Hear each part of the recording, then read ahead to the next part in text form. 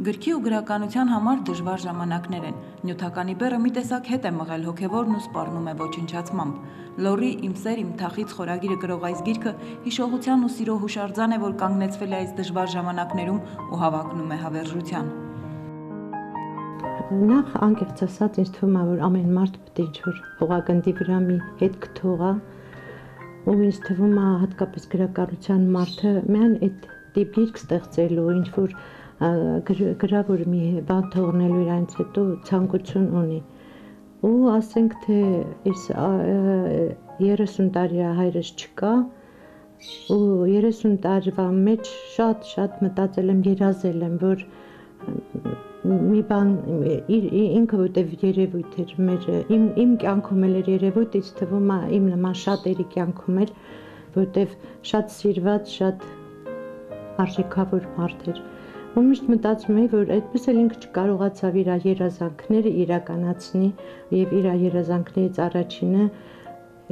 Ալավերդու գրողների ստեղծագործությունները հրապարակելն էր։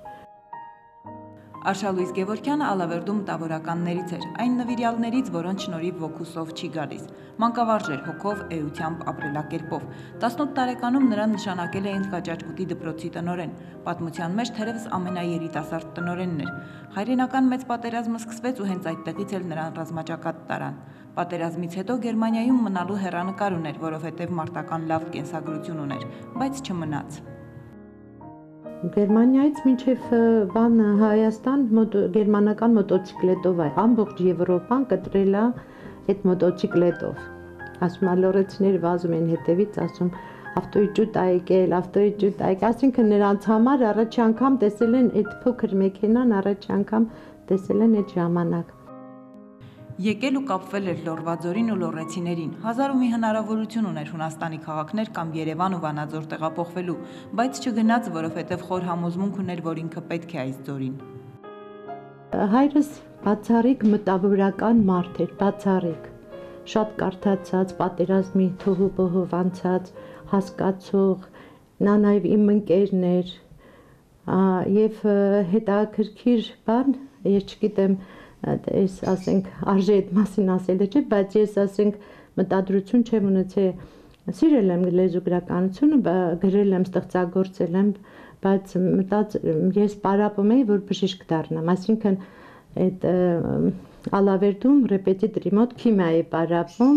Փերխանյան արկազի մոտ, որ գնամ բժշկական,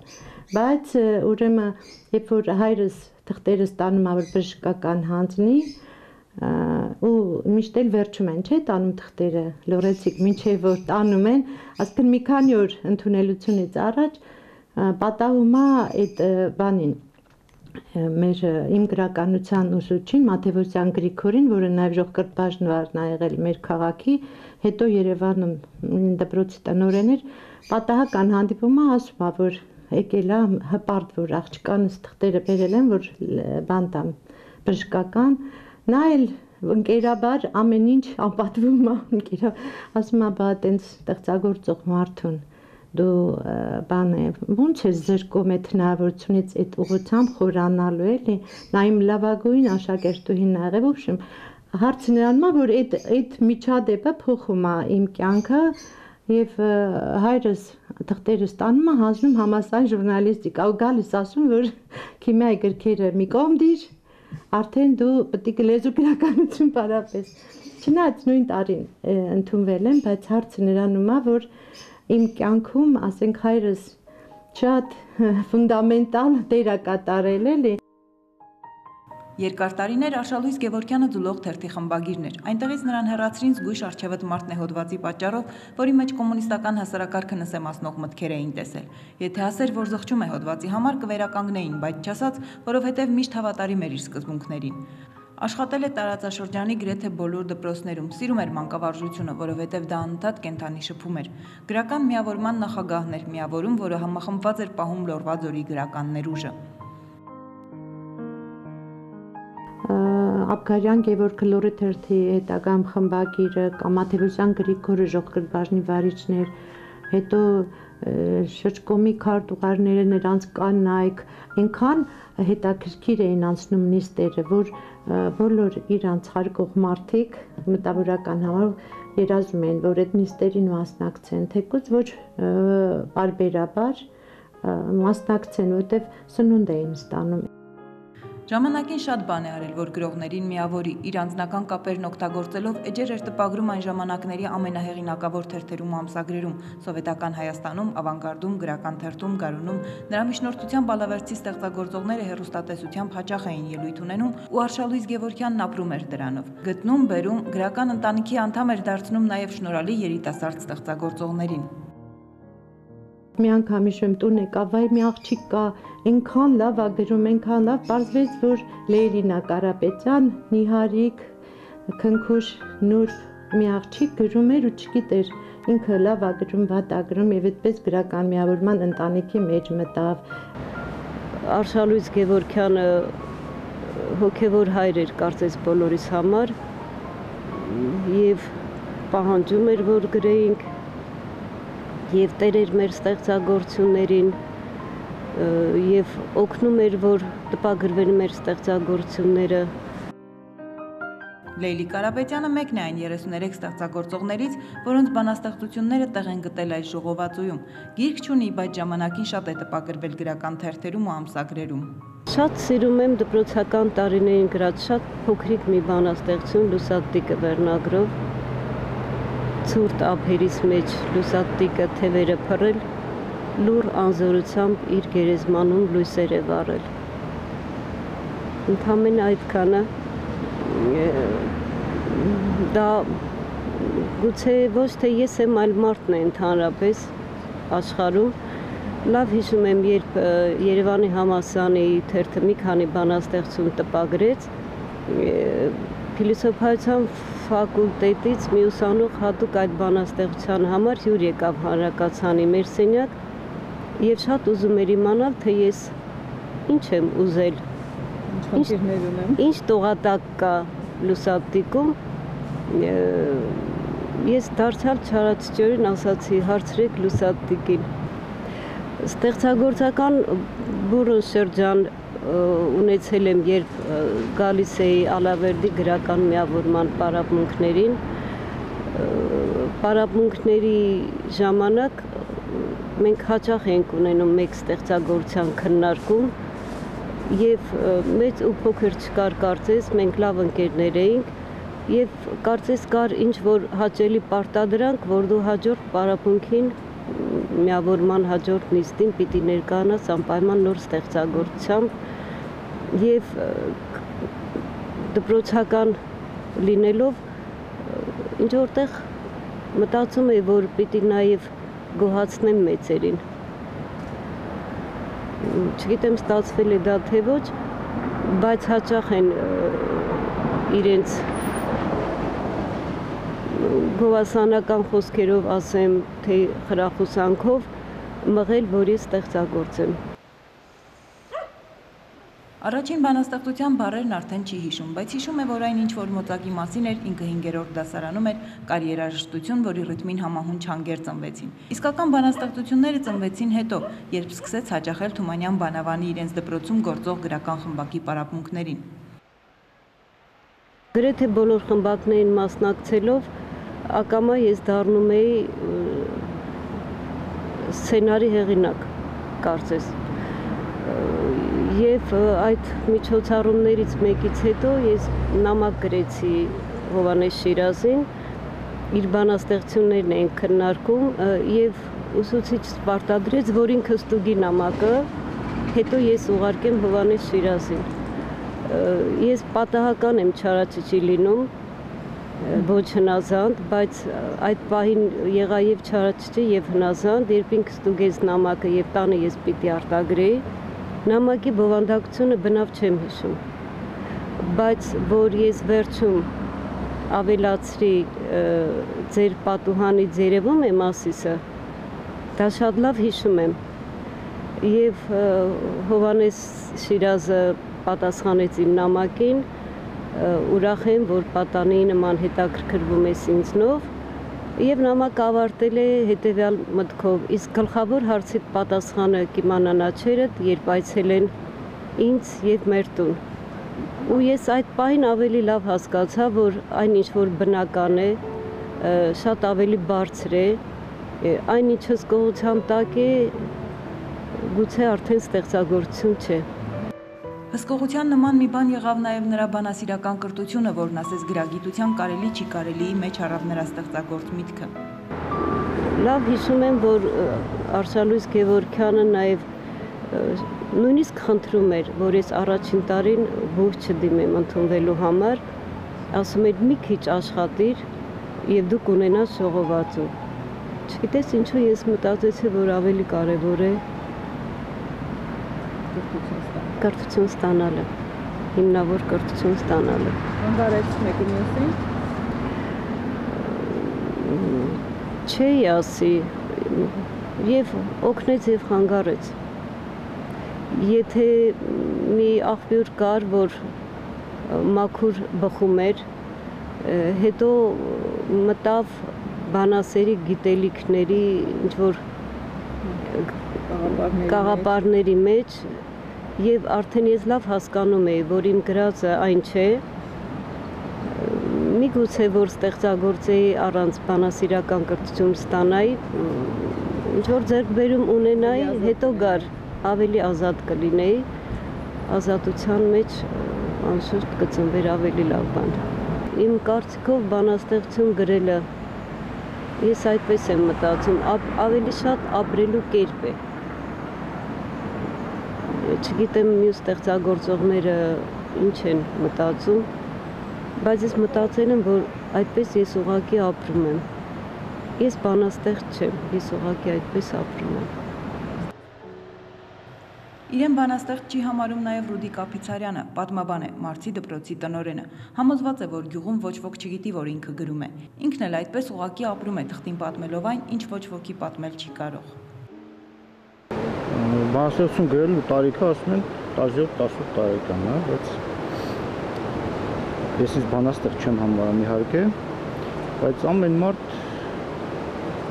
հոգու խորքում կարելի ասել բանաստեղծ է, ինքը իր համար գրում է։ Շատերը մի կարճ ժամանակ են գրում, շատերը երկար ժամանակ են գրում, բայց ամեն ինչ սկսում է պատահականություն դից թվում է։ Աշխատում էի Լոռու մասթերթում, նկարիչ էի աշխատում։ Եվ թե բոհեմական կյանք էր այդ թերթում։ Բանաստեղծներ, նկարիչներ հավաքվում էին։ Մի անգամ որոշեցի իմ գրածները ցույց տանեմ ընկերոջը։ Ընկերոջ Խորեն Գասպարյանն է, նշանավոր, հայտնի բանաստեղծ թարգմանիչ, բայց առանց անունի։ Մի գրածս ցույց տվեցի, ասի Խորեն լավ է։ Նայեց ասով, լավ է, այսով է գրել։ Ես չգիտեմ, մի հատ ընկեր ունեմ, իր գրածներն է, ասում լավ է, եթե ունի էլի բեր։ Մի քանի հատ է տարա, մեկ է մի օր, մոռացել է ես արդեն կարելի ասել, 2-3 ամիս անցել էր։ Մեկ է Խորենը մի հատ թերթ տվեց, երկունք թերթը, գրողների թերթն է, թերթ տվեց, թե տպագրվել է։ Ում անվանդ է։ Հա, բայց իմ անունով էր գրած։ Հասկացել եք։ Հա, ասավ ես դու ես գրել, ասում ես եմ գրել։ Շատ չի գրում, բոլոր գործերը կոնկրետ մարդու, կոնկրետ դեպքի հետ են կապված։ Կարդացողը բանաստեղծություն է տեսնում ինքն իր անցած կյանքը։ Այ ամենասիրած բանաստեղծությունը սա է։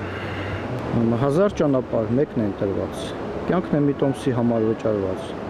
Իմ հայելային թշնամին էլի վերսկսում է հին վեճն ընդհատված։ Եվ օրերը իմ ավազի նման մատներից միջով հոսում են անդարձ։ Ու ես փնտրում եմ, չեմ գտնում սակայն, մի կապտաճերմակ տիբեթյան երկինք։ Կայլաս, որի շուրջ 108 պտույտ նափագծերից հունը կփոխեր, թե կարենայի եզերքն այս լքել, և դառնացողն այս պարկում չմպել։ Իր գյուղի պատմությունն է գրել, այն արդեն տպագրության շեմին է։ Վերնագիրը դեռ չի մտածել, բայց քանի որ մարդ նշանակում է մայրերի գյուղ, մտածում է վերծանել այն, մանավանդ որ գրքի մեջ ընդգրկված է լինելու նաև մայր մարդ գյուղից ծնունդ առած գյուղերի պատմությունը։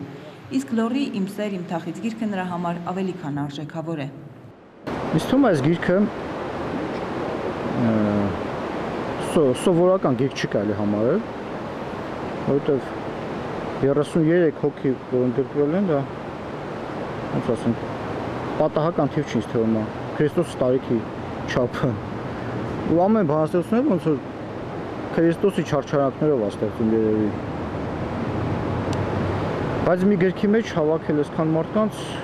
էլի շատ դժվար գործ է, որովհետև այսքան մարդ չեն, որ ստեղծագործում են, ու ամենալավագույնները չեն ինձ թվում, կամ ամենավատագույնները։ Շատերը կան, որոնց մասին կամ հայտնի չի եղել, կամ ինչ-որ պատահականորեն դուրս են մնացել։ Այս գիրքը կարող ավելի մեծ էր, բայց սկզբի համար սա ոնց որ պետք է ազանց քայլ է։ Ասենք Միկարիկ Էվոյանին ես իհարկե մեղավոր եմ, որ ինձ թվում էր ինքը չի գրում, ասենք տենց 1-2 բան, ոնց որ ես եմ 1-2 բան գրել, ես ինձ ու բանաստեղծ չեմ համարում, մտածել եմ, որ բայց փաստորեն գրում է ու տես ցավալի է, որ նա էլ չի ընդգրկվել, կա Շիրակ Ստեփանյան, կա Մարզգյուղից, որ շատ լավ բանաստեղծություններ ունի եւ էլի շատերը կան, փաստորեն մեր ձորը բարձվում է բանաստեղծների ձորը, դրա համար է երևի այսքան մեղմ, փափուկ, այսքան ներող, այսքան անբռնումով նայող ամեն ինչին։ Այդ մտայնությունը, որ լավ գրողը քիչ ալնում, մեկն ալնում, մեկուսն ալնում, դա շատ վնասաբեր մտայնություն էր։ Դա տոտալիտարիզմի ժամանակ եկա, որ մեկը պետք է լինի, այդ մեկից հետո ուրիշ ոչ մեկը չպետք է լինի եւ այլ, համաձայն չեմ բոլորովին։ Բոլորովին համաձայն չեմ։ Ծաղկանոցում ամեն մի ծաղիկ, նույնիսկ նույն ծաղկատեսակի ամեն մի հատիկ իր առանձին բանը բերում է։ Իսկ պոեզիան ինքը ինչ է, ծաղկաբույլ է, ինչ բան չի։ Լավ վերջ հաշվով գրականությունը ինչ բան է։ Մեծ ճորո բանի ձևակերպումների չգնում։ Հասարակ բան է։ Մի մարդ բան է պատմում մյուսին։ Ու մի նայեք, մի մարդ մեկը մեկին բան է պատմում։ Դրա մեջ այնքան խնդրեմ առաջացել, այնքան բաներ են առաջացել, այնքան միլիցիայի լեզվով ասեմ զազրախոսողներ են առաջացել։ Ու շատ ինչ են անում, գրում են ու մնում։ Չտպված Ամիրջանյան շալիկով, չկա այս գրքում։ Այս վերջերս ինձ համար մի բան կարդաց, իրագրացած, այսպես պատական հանդիպեցինք ասա, ինչ ասեմ, միջև մի ոնց որ շատ անուշ մի հյութ խմես, ու համը հիշես էլի անդադ, այ միջև մի դեռ համը հիշում է։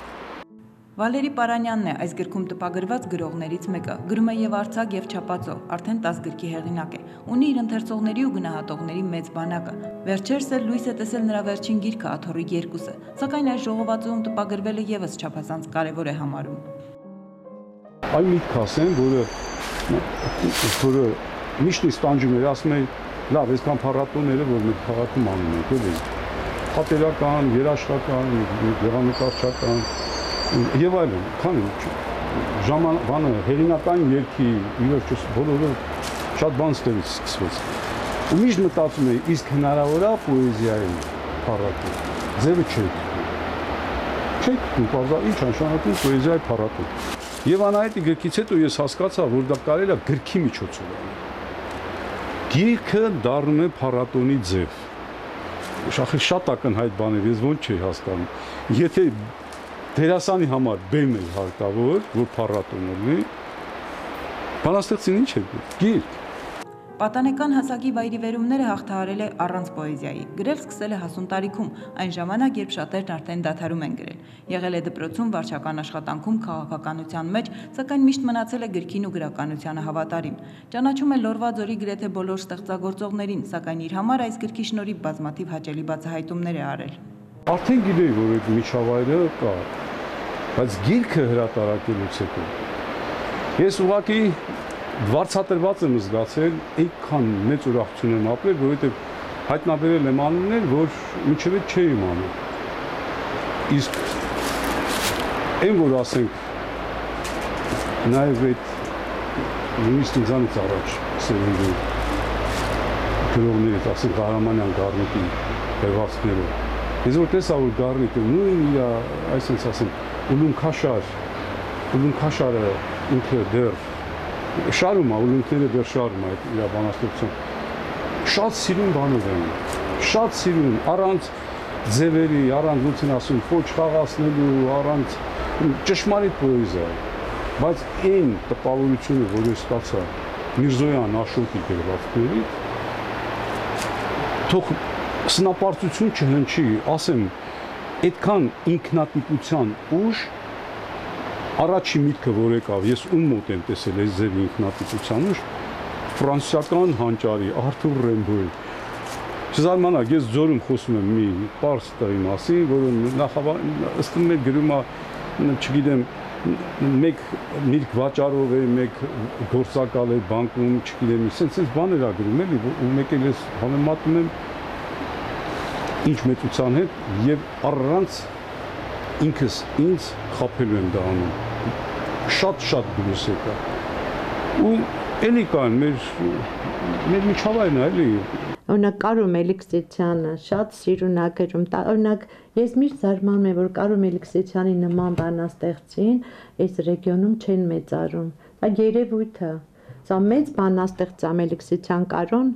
հիմա ես իրան չկարողացա գտնել Իջևանում, կինը դատավոր ա եղել, ինչ կարծեմ հիմա կնոջ հայրենիքում են, չկարողացա Կարոյին գտնեմ, թե չէ ինքը կգար ինձ համար շատ հաճելի կլիներ շնոր հանդեսին, որ ներկա լիներ։ Անայդ ինձ որ ասա Անայդ ջան, բանը, այնա մի անգամից օրինակ ասենք, հետ ժամանակ չունի, էլի որ ինչ որ իմանամ ինչ ձևի պետք է առնի, ինչ են ընտրում, ինչ չեն ընտրում, ու տենց խառը տարբեր բաներ իրանք ընտրեցին, ես մենակ մեկն էի ասել, որ ասեք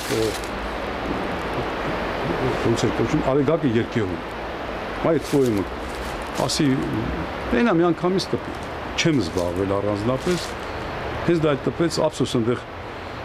միջալից երկու վրիպակ կա, իմ գրածում, կուզեի ասեմ, եթե ընթերցող բանան, ընդեղ կա Սայադ Նովան Մեղեդի, մի հատ տենց բան կա, իրականում սա Սայադ Նովյան Մեղեդի, եւ մեկ էլ նա, ասում եմ, սենց շատ անցանկալի մի հատ վրիպակ էլ կա ձյունը արևից հալվել, գրքում գրված է այդ ձևի, դա ֆիզիկա է, ձյունը արևից հալվել, իմ մոտ գրված է ձյունը արևին հալվել, ասինքն արևին վրա էլ է ձյուն եկել, դա պոեզիա է, գրքում է նն դարել է ց, ու մի անգամից ամբողջ բանաստեղծության բանը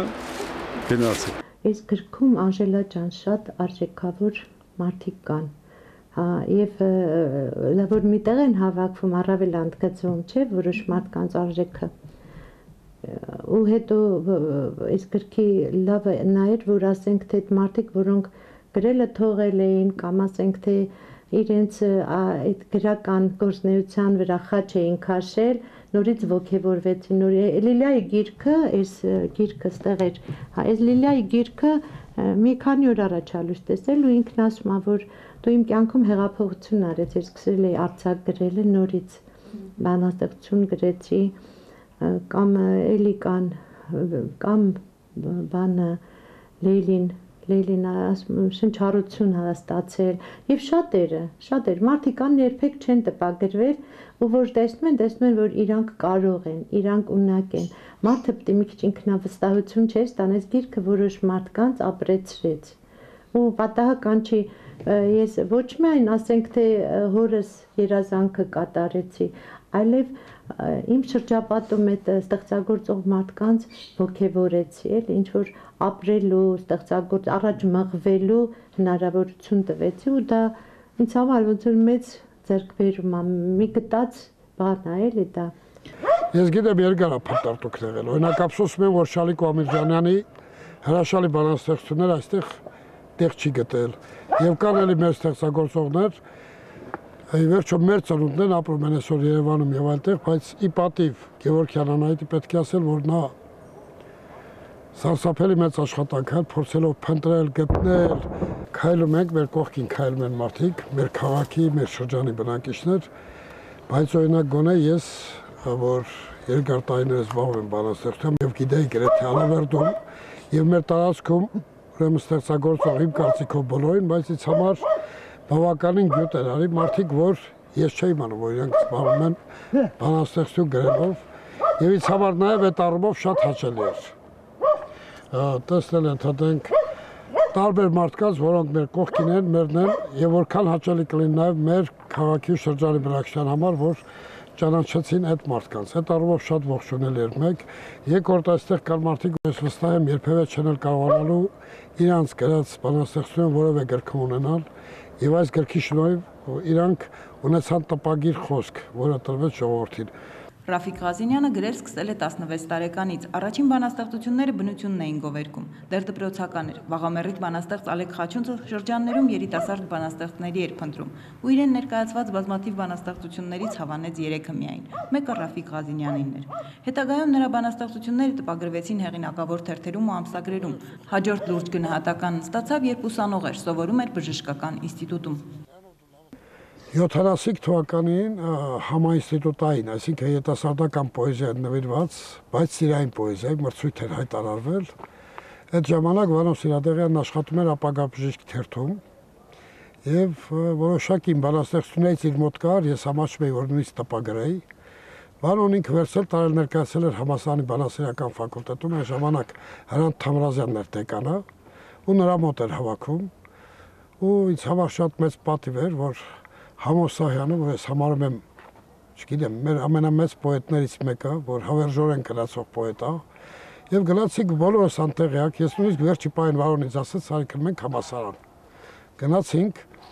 ու ճանապարհին նոր արդեն տեղյակ պահեց, եւ Համո Սահյանը իմ քառատողերից մեկը վեր կացավ, ինքը անգիր ասեց, գիտես, թե որքան ես նման երազներից աղջիկ, այդ որտեղից եկար, քեզ փնտրել եմ անverջ, սպասել եմ երկար, երազներից աղջիկ, այդ որտեղից եկար։ Ու ասեց առաջի մրցանակը սիրային պոեզիային նվիրված, Ավետիք Իսահակյանի 100-ամյակին նվիրված տրվում է Ռաֆիկ Ղազինյանին։ Մենք այդ օրը իրար ճանաչեցինք ու ես երջանիկ եմ, որ հետագայում Համո Սահակիչի պես մեծագույն սրբի հետ առնչվելու հնարավորություն ունեցա, որովհետև չգիտեմ, երևի բնության մասին եւ եթե ասում են փիլիսոփայական, չգիտեմ ինչ, երևի այդ կարգի բանաստեղծ մենք չունենք, դժվար թե ունենանք, այդքան խորը քնարական բանաստեղծ ու հետագա մեր հանդիպումները իմ հետագա ստեղծագործական կյանքում էլ բավականին մեծ դեր ունեցավ։ Ղազինյան Ռաֆիկի գործերից ունեի ժամանակին, երբ որ թերթում էի աշխատել, գրել էի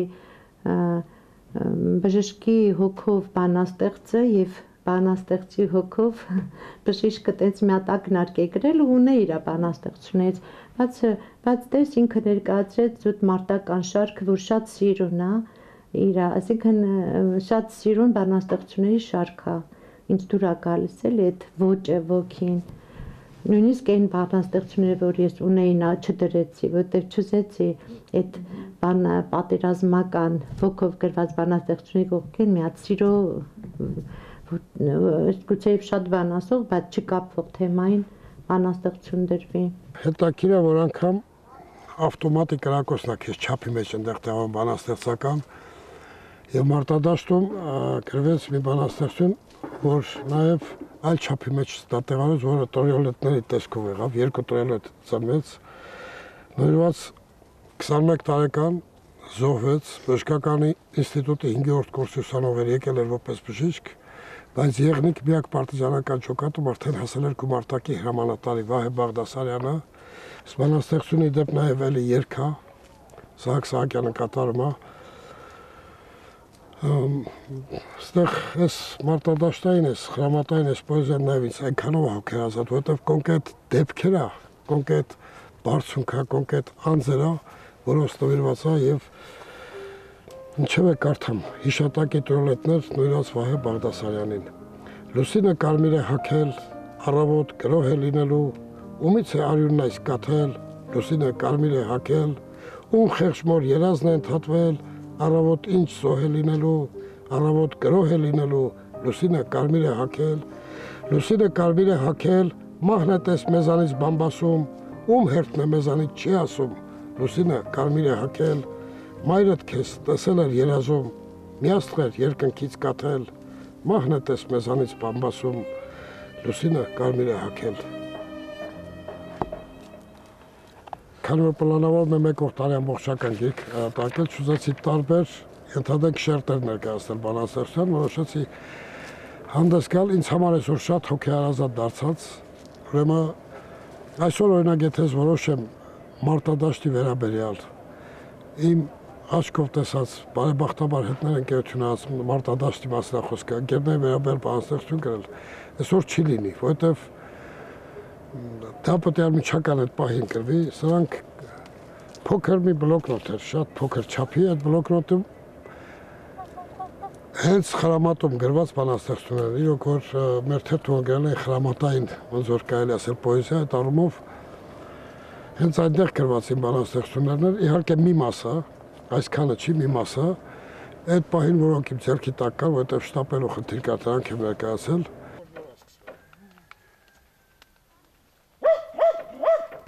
Մի օր հաշվեցի կողերն Ադամի, բոլորը կային, և ինձ գտնելու հնարը կորավ։ Իմ աստղանյութը բաց նյարդի պես ցավն իր մեջ առավ, և միայն սերը հուշեց, որ ես կամ։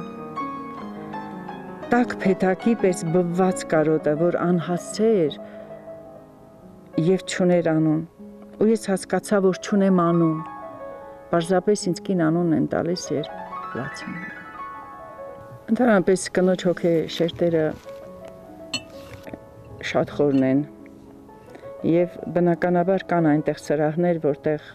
ոչ ոք չի մտնում ու չի տրորվում այդ սրահը, դա քոնն է, քո ծաղկուն եդեմն է, որ ոչ մի անգամ չի տրորվելու։ Եվ այդ հոգեշերտերը տեղ են գտել նոր ժողովածուիս մեջ, որ շուտով լույս կընծայեմ, արդեն հավաքական, տարիների վաստակը, արդեն պատրաստ է, մնում է, որ հանձնվի տպարան։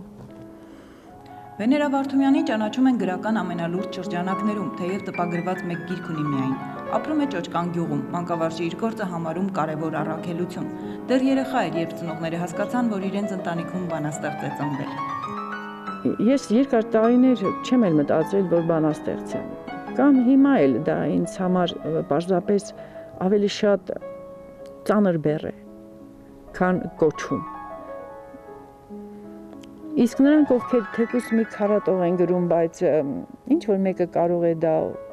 դրանով ապրել, նրանց նույնպես բանաստեղծ եմ համարում։ Այս ի վերջո այս արևի տակ ոչ մեկի արևը չի խլում։ Պատկերացրեք անտառում մենակ կաղնի լինի, մենակ հաճարենի լինի, դեպի թուփել լինի,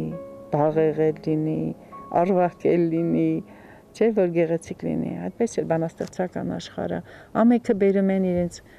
հոգուց, այն ինչ ունեն։ Ես օրինակ բանաստեղծ համարում եմ նույնիսկ նրանց, ովքեր ծառ են տնկում, ծաղիկ են ցանում, արարում են, բան են ստեղծում, գեղեցիկ բան։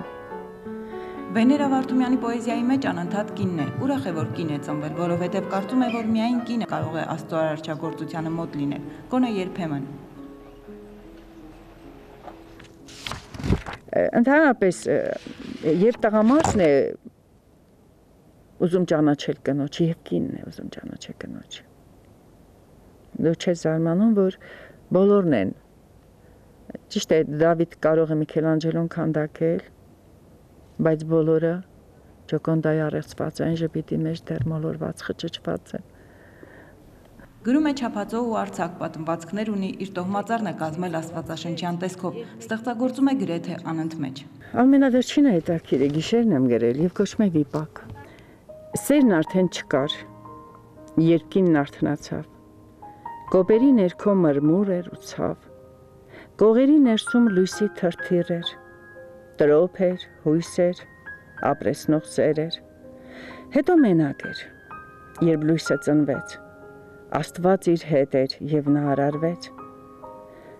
Նոր սիրո բույնը չսարքված քանդվեց, հետո վարսերին եղյամը դարսվեց, որդին բանակից տուն վերադարձավ, սիրտը թունդ ելավ, երբ տատիկ դարձավ,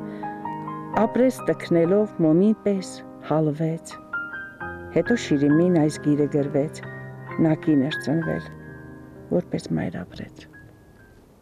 Ժողովածուում ընդգրկված բանաստեղծություններն Անահիտն է ընտրել իր կամքով, իր գեղագիտական ճաշակով, եթե Վեներան ընտրելու լիներ, գուցե ավելի հասուն տարիքում գրած բանաստեղծություններից ընտրեր, որտեղ ինչպես ինքն է ասում, իր հոգեշերտերն ավելի շատ են բացված։ Ես և նման եմ, և նման չեմ։ Ես հոգեշերտեր եմ բացել, որ այն ժամանակ չգիտեի, որ ունեմ։ Իսկ այսօր, երբ այդ հոգեշերտերի տերն եմ, բնականաբար ես այդ տարիների Վեներա նման է պատանեկան տարիների լուսանկարին։ Ճիշտն ասած, այդտեղ կա մի քանի սիրելի բանաստեղծություն, որ դրանցից մեկը երգ է, շաղված լույսի դողը մեղք է, բայց ամենաշատը իմաստ չունի արդեն բանաստեղծությունն է, որ ինձ հոգի հարազատ է այս պահին գոնե։ Աստծո ամեն օր իմ հող ու ջրին եւ նրա պատին մի քար եմ դնում։ Իմ տնկած ծառի կարծր երակով արմատիս հեռու խորքերն եմ գնում։ Ամեն օր ինձնից վեր եմ բարձրանում, չեմ հասնում սակայն երկնին իմ գծած, սահմանը ինքն է ինձնից հեռանում, կարոտիս եզերքն ամայի թողած։ Մի պահ է միայն հոգնած կորանում ներկայի հոնքը հավերժ հարցական, բայց տեսեք, ով է և ոնց է անում ապրածս կյանքի ներկա բացական, Տեր Աստված, Փրկիր նրանցից գրավ են դրել, որ հավերժ լռեմ, լռելն անիմաստ հոգևարք ազդու, օգնիր գանվածիս փրկվելով կռվեմ, փրկվելու ուրիշ ճամփա չգիտեմ, զոհվելն էլ արդեն վաղուց գին չունի, եթե գոհացված թևերս գտնեմ, պիտի նվիրեմ ինչ-որ թռչունի։ Անահիտ Գևորգյանը երկար տարիներ աշխատել է Լոռի թերթում, միշտ շփվել գրական աշխարհի հետ ու բավականին մեծ արխիվ է ունեցել հավաքած։ Իսկ այդ ամենն իմի բերելու եւ տպագրության հանձնելու համար երկար ժամանակ չի պահանջվել, քանի որ ժողովածուն տպագրելու միտքը խմորվել էր նրա մեջ 30 տարի շարունակ։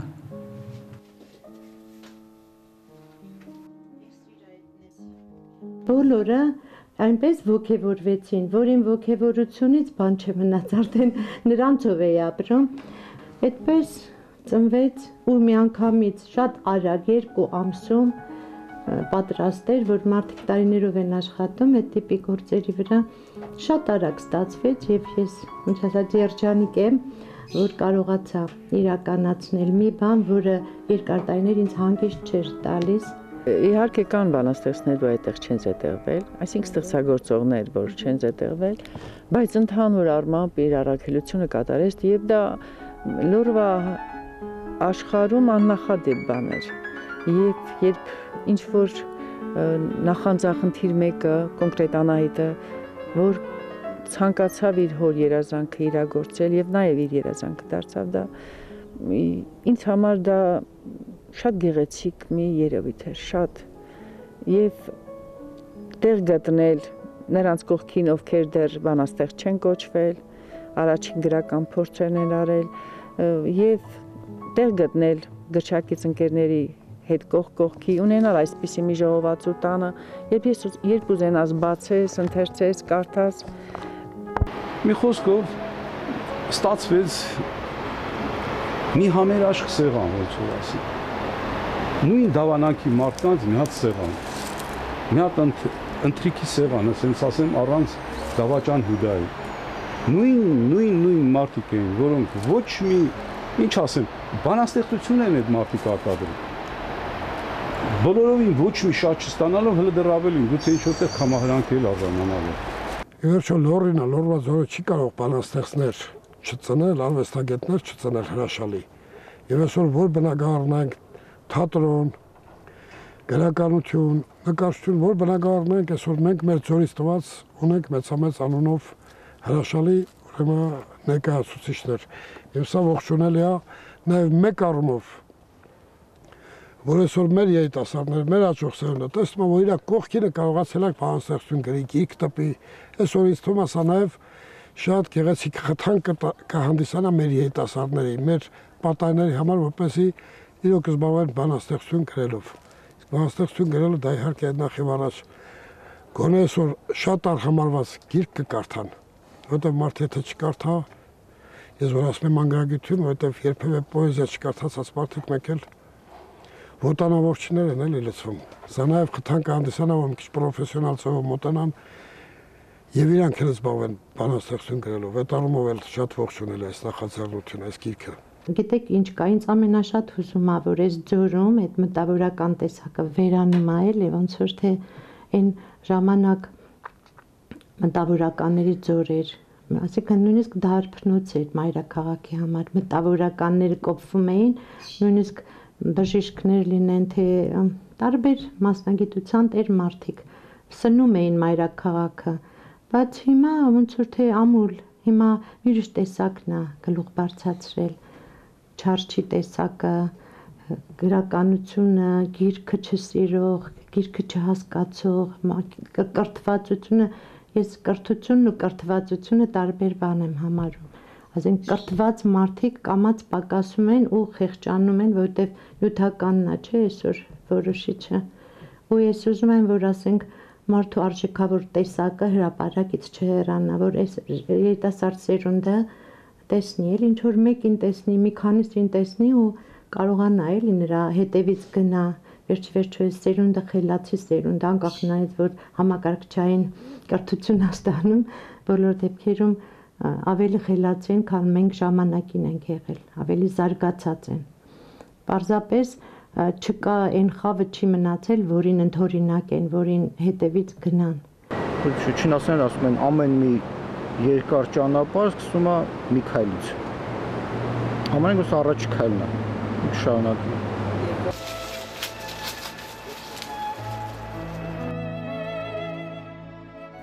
Գրական աշխարհում Մեծն Թումանյանով անժամկետ անցաթուղթ ստացած լոռին անկախ ժամանակներից ու պայմաններից մնում է հոգևոր օջախ, որտեղ բարությունն ու սերը միշտ գերիշխող դիրքում են, իսկ գրականության մեջ սիրո ու հիշողության ճշմարիտ հուշարձաններն անմահ են։